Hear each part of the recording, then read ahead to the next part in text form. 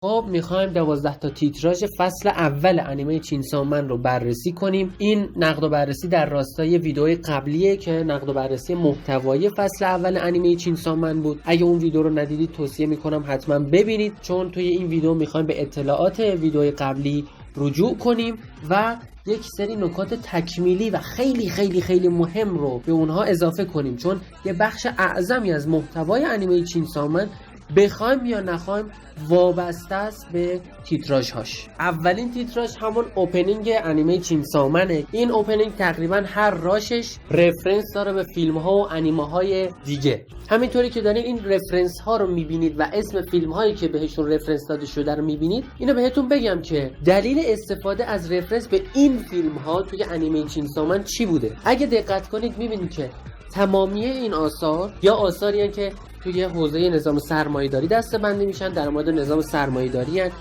یا آثاری هستند که در مورد شیطان و شیاطین و اجنه و اینجور چیزا هستند، یا یک سری آثار روانشناختی خاص هستن و یه چند تا چیز دیگه. موسیقیش هم خب بیشتر راجع به شهوته. این که چرا موسیقی راجع به شهوته، خب برمیگرده به همون دلایلی که توی ویدیوی قبلی گفتیم و این رفرنس هایی هم که داره میده توی اوپنینگ تایید کننده اون برداشت هایی هستن که ما تقریبا همشون رو توی ویدیوهای قبلی انجام دادیم، مخصوصا اون تیکه نظام‌های سرمایه‌داری و لیبرالیسم و اینجور چیزا. و این تصویر خیلی مهم رو می‌بینیم که فرق بین ماکیما آکی، پاور و دنجی رو برای ما مشخص میکنه. این نقاشی به ما میگه که احمق‌ها همیشه شادن، سرخوشن، خوشحالن، دارن یه زندگی خیلی خوب و سرخوشانه رو تجربه میکنن و آسمون آبی و پروانه و این جور چیزا هم دارن میبینن قاعدتا. آکی رویا داره، اون ابری که زیر پاشه به معنی رویایی که داره. آره دیگه، اون رویای انتقام داره، به خاطر همین یه چیزی فراتر از آسمون آبی رو میبینه. آکی حقیقت شهر و مردم رو داره میبینه. کسایی هم مثل ماکیما که بر دانش و علم فراوونشون، یعنی همون کتابا پا گذاشتن،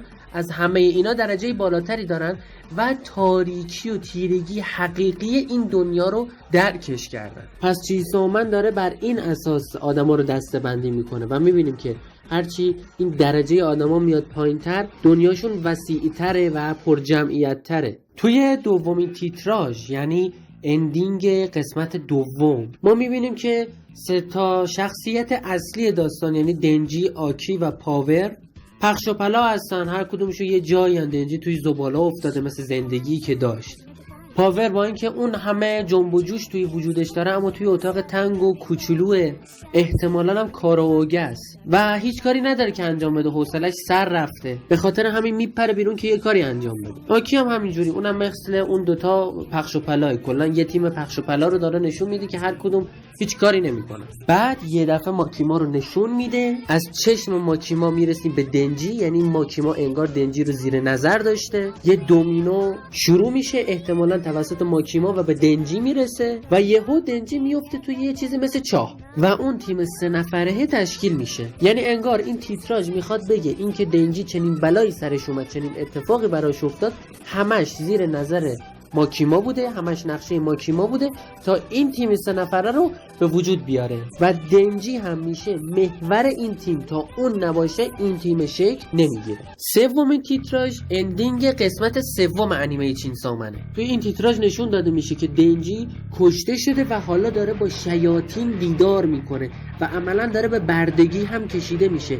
اون کرواتی هم که با اینکه بدنش لخته ولی یه کروات به گردنش هست، اون نشون میده که چی اونو برده کرده. این نظام سرمایه‌داری اونو میخواد به بردگی بکشه.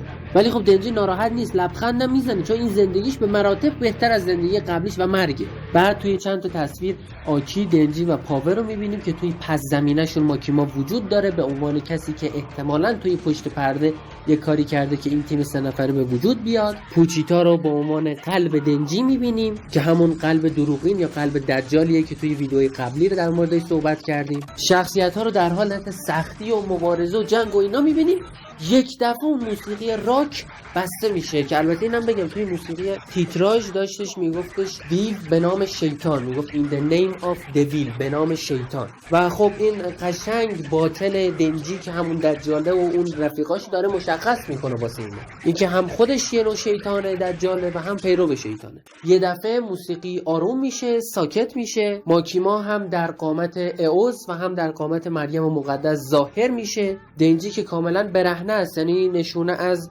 بیگناهیش و معصومیتش و اینجور چیزا داره، به خاطر جبر به این گناهان به قول معروف افتاده رو هم نشون میده که عملا ماکیما نجاتش میده از اون همه بدبختی و فلاکت و اینجور چیزا. و آهنگم داره اینو میخونه که اصلا مهم نیست که تو شیطانی، اصلا مهم نیست که تو یه دورگه شیطانی هستی، بازم به سمت من بیا.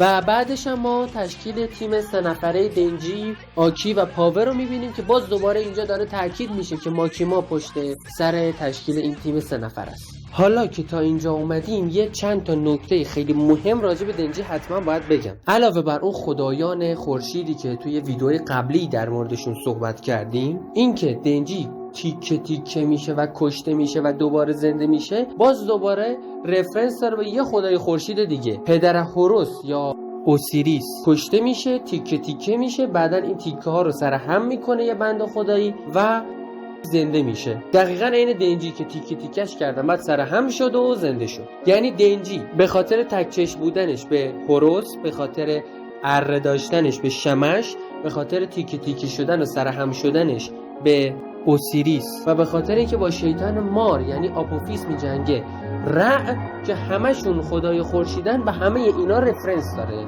این که به این خدایان خورشید رفرنس داره و این که کلی از تحریفات مسیحی و نویسنده و کارگردان این اثر داخلش گذاشتن و عملاً یک اثر ضد مسیحی رو درست کردن، همه اینا جمع میشه با هم و یک رفرنس خالص میشه به دجال. یعنی آقا دنجی چپ بریم راست بیایم، بالا بریم پایین بیایم، خود دجاله. چهارمین تیتراژ اندینگ قسمت 4 انیمه چینسا منه که خب طبق گفته دوستان ما باید مانگا رو خونده باشیم تا بفهمیم این داره چی از زندگی حالا نمیدونم گذشته یا اخلاقیات پاور به ما میگه. همونجور که مشخصه این تیتراژ راجع به پاوره و احتمالاً راجع به زندگی گذشته‌اش و اتفاقاتی که براش افتاده و اینجور چیزا که از نظر من خیلی مهم نیست ازش رد میشیم. فقط این نکته رو بگم که تهش نشون میده باز دوباره این تیم 3 نفره تشکیل میشه. هم میرسیم به 5مین تیتراژ انیمه چینسا من که اندینگ قسمت 5 و قطع به یقین میشه گفت که سنگین ترین و خفن ترین تیتراژی که توی این انیمه میبینیم این یه دونه تیتراژه. یعنی فریم به فریمش معنی دار کار شده. اول از همه توی جلوه هنری شخصیت‌ها توی آینه میبینیم که به خاطر اینکه 2 تا آینه روبروی هم دیگه قرار گرفتن تعدادشون زیاد دیده میشه و خب این نشونه از اینه که توی این بخش شیطان ابدیت گیر افتادن. از طرفی هم روبروی خودشون و روبروی همدیگه یه جورایی قرار داده میشن که نشون میده توی این بخش باید با هم خودشون بجنگن، هم با همدیگه ممکنه یه درگیریایی پیدا کنن. بعدش با یه رفرنس هنری خیلی خاص یه گل رو میبینیم که از سیگار درست شده و یه دست میاد میبرتش. این اشاره داره به هیمنو. کلا هر جا سیگار دیدیم میفهمیم داره به هیمنو اشاره میکنه.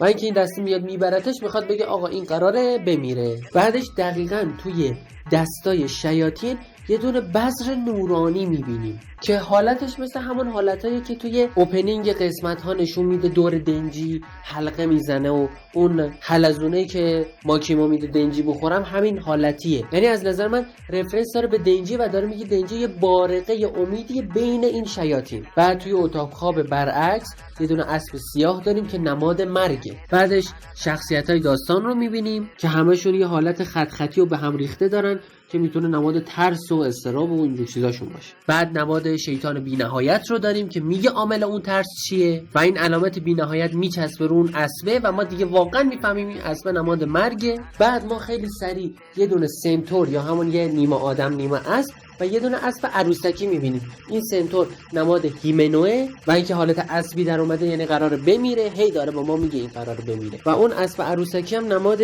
کوبنیه. بعدش یه دونه اسب شیشپای بدون سر شیطانی مانند داریم که اینم نماد پاوره. بعد با یه سری رفرنس های هنری کوبنی رو میبینیم با اون چاقوئه که بعداً قراره حمله کنه به دنجی که خب ترسیده و توی ابدیت گیر افتاده. بعدش آکی رو میبینیم که توی اون راه پله معروف توی ابدیت گیر افتاده و یه نقاشی خیلی مهم و جالب هم پشتش نقش بسته. توی این نقاشی می‌بینیم که انسان‌ها برای نجاتشون دست به دامن شیاطین شدن. یعنی طبق خود گفته آکی یه سریا برای نبرد با شیاطین قرارداد می‌بندن و یه سری هم برای کسب ثروت و قدرت بیشتر. یعنی هر کدوم از اینا با یکی از این دلایل شاید دارن به شیاطین دست به دومنشون میشن. این راپله‌ای که آکی توش گیر افتاده و این دور بیهوده‌ای که داره میزنه به خاطر این قراردادیه که بسته و داره عملاً میگه که آقا قرارداد بستن با شیاطین آخر عاقبت نداره، یعنی هیچی نیست، پوچی کامله مثل آکی.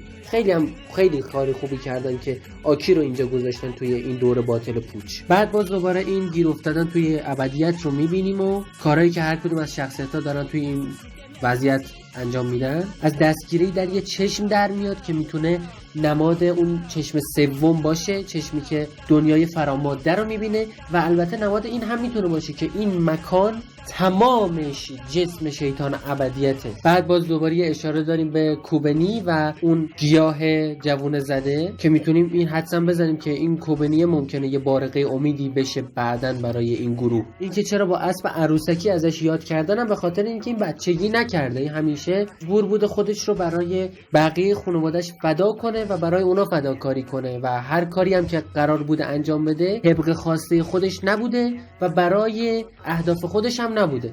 به خاطر همین یه عروسک رو برای اون گذاشته. بعد شخصیت آرایی رو توی یه وان خون میبینیم که با توجه به جای زخمی که روی اون صورتی که داره روش راه میره میفهمیم این خودشه، یعنی اینم داره میگه قرار بمیره، آرای هم بدبخت قراره بمیره.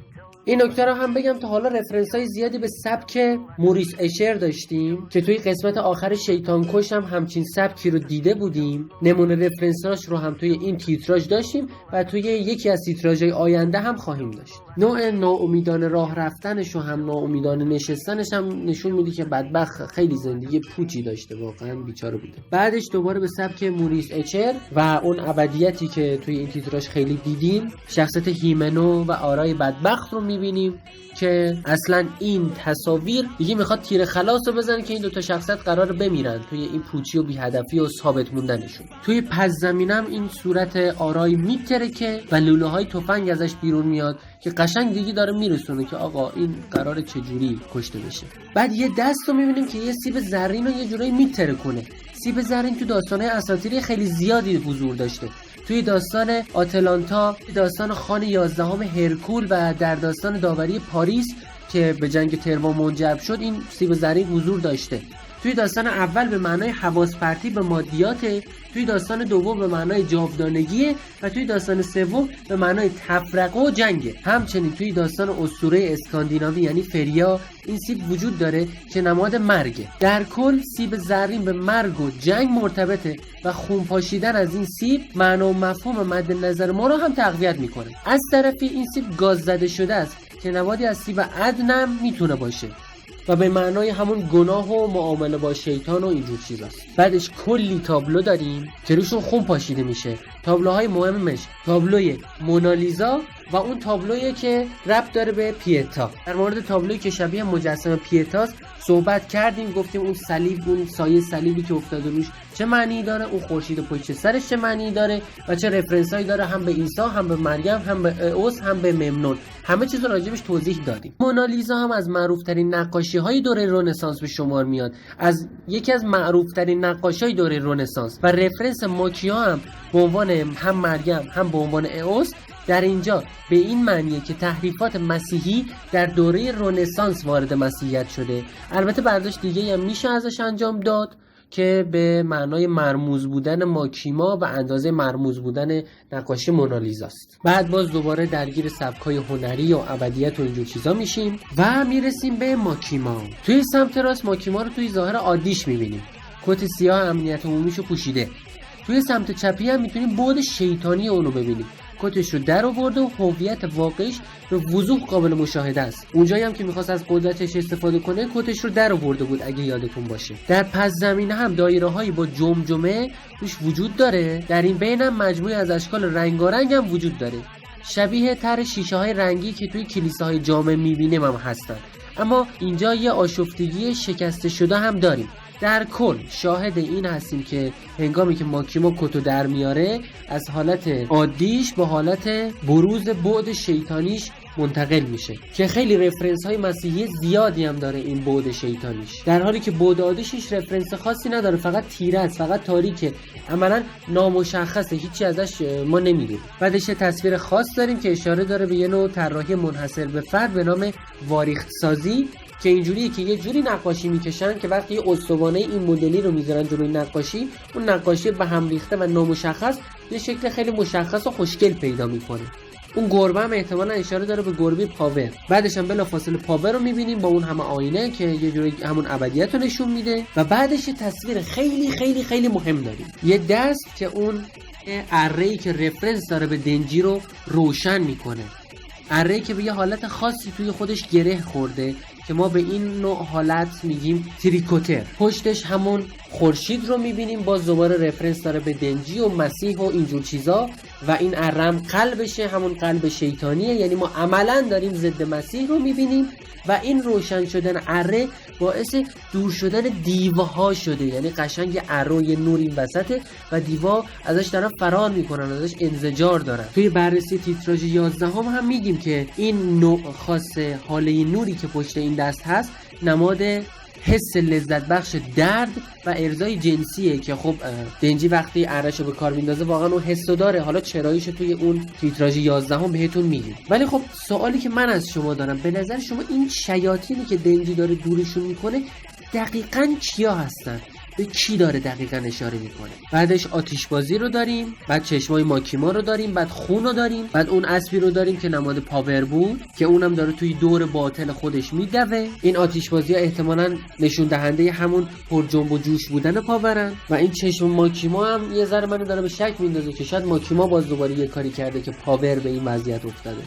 این نکته هم حائز اهمیته که ماکیما همش داره با رفرنس های چشم نشون داده میشه، به عنوان ناظر نشون داده میشه و به عنوان پشت پرده قضایا داره از اون یاد میشه. همه اینها رو که جمع کنیم با این تک چشمایی که داره از ماکیما نشون میده، میتونیم یک رفرنس خیلی مهم داشته باشیم به چشم جهانبین که چشم ناظر دنیاست و خیلی رفرنس مهمی هم داره به شیطان و نظم نوین جهانی و اینجور چیزا که مفاهیم همش رو هم ما توی انیمه چینسو من دیدیم. بعدش تصویر خیلی خیلی مهم داریم، این اسبی که همش داشت نماد مرگ میشد، همش رفرنس به مرگ داشت، حالا یه حالت خیلی خاصی پیدا کرده. بعدش یه پیچک خونی از ماکیما داریم که اشاره به مشارکت اون در سرنوشت آکی داره. چرا میگیم پیچک مال ماکیماه؟ به خاطر اینکه صلیب داره و خب خیلی صلیب به ماکیما ربط دادیم و میتونه نماد گناه هم البته باشه. کلا خیلی داره ماکیما رو با آکی و پاور و دنجی درگیر نشون میده توی تیتراژ ها. بعدش اسبو از نزدیک میبینیم که یک عالمه چشم روی گردنش هم هست، این یعنی اینکه این اسب شیطان اسلحه هست. البته کلی انگشت هم داره که نشون دهنده شیطان شبهه. پوزش هم دیگه قشنگ شبیه اسلحه است و ما میفهمون آقا این دیگه خود شیطان اسلحه است. و حالت خوانندگی خوانندم روی نشون دادن تصویر این اسب خیلی خاصه واقعا. بعدش آکی رو داریم که داره از یه مارپیچ میره پایین و آشغالا ازش میان بیرون که رفرنس داره به راه خودویرانگری آکی برای انتقام گرفتن از شیطان اسلحه، چون این آتش‌خالا رو پشت بک‌گراند شیطان اسلحه دیدیم دیگه. بعدش هم دنجی رو داریم توی یه فضای بی‌نهایت سفید. خب دنجی واقعا شخص بیگناهیه، به خاطر جبر زمانه و مرگ پدرش و کارهای پدرش و اینجور چیزا افتاده توی این راه. به خاطر همین خیلی بیگناه نشونش میده و معصوم نشونش میده تو تیتراژ و اینجور چیزا. یه نبض خاصی هم روی این تصویر داریم که یه سری شیاطین رو توی بک‌گراند قرمز نشونمون میده که احتمالاً اشاره داره به شیاطینی که دنبال قلب دنجی هن که توضیح دادیم چرا دنبال قلب دنجی هن توی ویدیوهای قبلی. و بعدش خوشبختانه بالاخره این تیتراژ تموم میشه.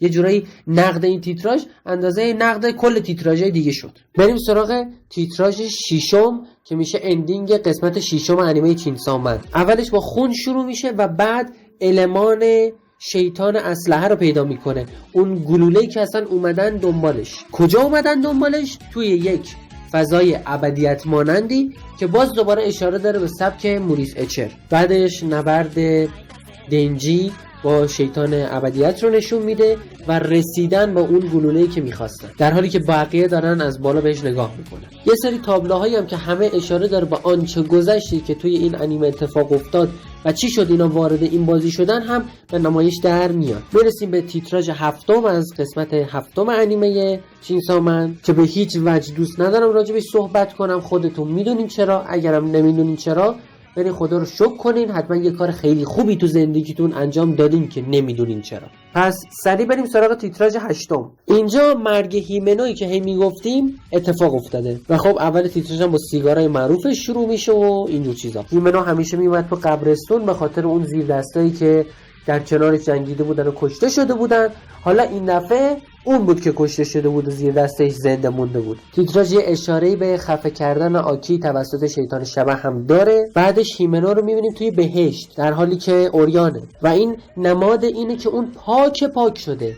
به خاطر چی؟ چون فداکاری کرده. در عقاید مسیحی فداکاری یعنی فدا کردن جونت برای نجات دیگران بلیت مستقیم به سمت بهشت داره. بعدش شیطان شبح رو میبینیم، کلی از افراد امنیت عمومی که احتمالا زیر دستای هیمنو بودن موقع مرگ. بعدش هم دوباره ماکیما رو مقصر همه جریانات نشون میده و البته کسایی که قاتلای واقعی هیمنو بودن یه جورایی. بعدش ماجراجویی های هیمنو و آکی رو با هم دیگه میبینیم و بعدش هیمنو رو توی بهشت میبینیم و یه دفعه آکی رو میبینیم که چشمش باز میشه و حالا اون توی قبرستون مثل هیمنو واسطاده و برای هیمنو گل آورده برای از دست رفتش. یعنی داره نشون میده که اون آتش انتقامه، اون علاقه به انتقامه توی آکی به خاطر مرگ هیمنو خیلی بیشتر داره شعله ور میشه. بعد گلا رو میبینیم که خراب میشن و این احتمالاً به این مسئله اشاره داره که انتقام گرفتن یا هدفت انتقام باشه یه چیز خیلی بدیه و قرار نیست به این راحتی ها ولت کنه، آزارت قراره بده و بله همین جوری هم هست.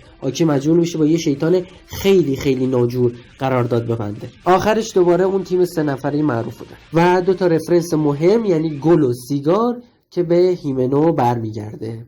تیتراژ نهمی که میخوایم بررسی کنیم اندینگ قسمت نهم انیمه چینسا من فصل اول هستش. خب ما اول یه خونی که روی زمین ریخته شده رو میبینیم، بعد عملا از دل این خون هیمنو ظاهر میشه و کم کم فدا شدنش رو به همون شکلی که توی انیمه فدا شد میبینیم. آخرش هم توی انیمه دیدیم که یه چشمند ازش مون، توی این تیتراژ هم یه چشمند ازش میمونه. بعد یه چیز چشم مانند میبینیم که شبیه چشمای شیطان روباهه که میتونه نمادی باشه از قرارداد بستن با شیاطین. یک ذره بازی با خون رو میبینیم و بعد یه المان میبینیم که میفهمیم نماد شیطان شبحه. از دل این یه دونه چشم میاد بیرون که همون چشم هیمنوی که دفعه اول برای قرارداد بستن با شیطان شبح اون رو فدا کرده بود. بعد تلالو و بازی خون هیمنو و اجزای بدن شیطان شبح رو میبینیم. این نماد قرارداد هیمنو با شیطان شبحه. اول چشم نشون میده و بعد قاطی شدن خونش که قبلا پاک بود با اجزای بدن شیطان شبح، یعنی الان با شیطان شبح قرارداد بسته. وقتی میخواد راه بره یعنی هر حرکتی تو زندگیش انجام بده درگیر با این قرارداد و این قرارداد یک مانع براش. هر جا هم که دستشو بالا میبره برای آزاد شدن و رها شدن از این قرارداد شکست میخوره و هر کار کنه درگیر این قرارداد با شیطان هست و نمیتونه این قراردادش با شیطان رو ملغا کنه. در آخر یک دونه پرنده رو میبینیم که نماد مرگ هیمنو و آزاد شدن از این قرارداده، یعنی وقتی میمیره عملا آزاد میشه. پشت سرش ماکیما رو میبینیم و یه دونه شمشیر هم میبینیم از آکی، جفتشون رو با خون نشون میده و اونها رو هم درگیر همین جور قراردادی داره به ما نشون میده و معرفی میکنه. بعد از همه اینا آکانه ساواتاری رو میبینیم که وسط یک عالمه انگشته که اینا نشونه از همون شیطان شبحه، چون اون با شیطان شبح یه جورایی قرارداد مجدد میبنده. و بعدش هم سیگار معروف هیمنو رو میبینیم که تموم میشه و میفته روی زمین و دودش هم خاموش میشه و یعنی اون میمیره. منظور و مفهوم این تیتراژ اینه که قرارداد بستن با شیطان به هر دلیل و بهونه‌ای هم که باشه یک اسارت، یک بدبختیه که کسی که قرارداد با شیطان رو بسته درگیر خودش میکنه و هر کارم بخواد بکنه که آزاد بشه نمیتونه آزاد بشه مگر اینکه بمیره. ریتم آروم آهنگی هم که داره به غم انگیز بودن این قضیه دامن میزنه و عملا داره هم هیمنو، هم آکی، هم ماکیما و هم آکانه رو قربانی معرفی میکنه. بریم سراغ تیتراژ دهم که اندینگ قسمت دهم انیمه چینسو منه. خب این تیتراژ اصلا در مورد دنجی. اول دنجی رو نشون میده وسط یه عالمه سگ و حتی خود دنجی هم واق میزنه و این نشون میده که اون عملا برده است، عملا سگ ماکیما. اون نودلی که نشون میده داره میاد بالا و اون آب نباته کاملا رفرنس داره به ماکیما